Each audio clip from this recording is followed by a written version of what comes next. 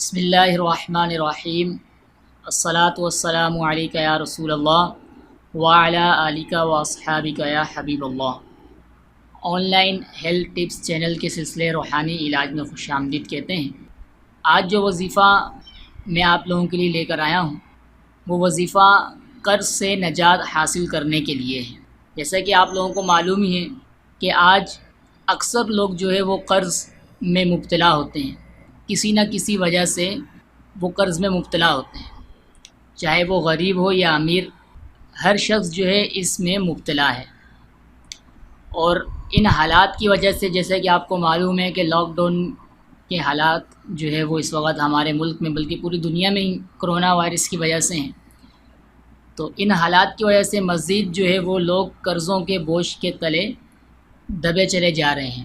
الحمدللہ عز و جل میں آپ کو جو آج وظیفہ بتاؤں گا، اس وظیفے کی برکت سے اگر اس وظیفے کو سچے دل کے ساتھ اور پر امید ہو کر اس وظیفے کو کریں گے تو انشاءاللہ عز و جل اللہ نے چاہا تو بہت جلد جو ہے وہ قرض سے نجات حاصل ہو جائے گی۔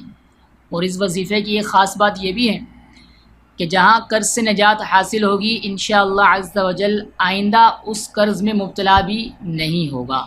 اب وظیفہ سماعت کرتے چلیں۔ نماز چاشت کے بعد 71 مرتبہ سورہ الم نشرح جو کہ اماں پارے کی صورت ہے، مختصر سی صورت ہے یہ، چھوٹی سی، تو جو شخص نماز چاشت کے بعد 71 مرتبہ 71 ٹائم اس صورت کو 40 دن تک پڑھیں تو انشاءاللہ عز و جل اللہ تعالیٰ کی ذات سے امید ہے کہ اللہ عز و جل اس وظیفے کی برکت سے اسے قرض سے نجات عطا فرما دے گا۔ نماز چاشت سورج طلوع ہونے کے 20 منٹ کے بعد جو ہے وہ ادا کی جاتی ہیں، تو اس نماز کے بعد اس وظیفے کو پڑھیں، انشاءاللہ عز و جل اس کی برکتیں حاصل ہوں گی۔ اور یہ بھی یاد رکھیے کہ وظیفہ جو ہے وہ کوئی بھی وظیفہ ہو، اس وقت تک اس وظیفے کا فائدہ نہیں ملتا جب تک کہ ہم اس کو صحیح ادائیگی کے ساتھ، صحیح تلفظ کے ساتھ جو ہے ادا نہ کر لیں۔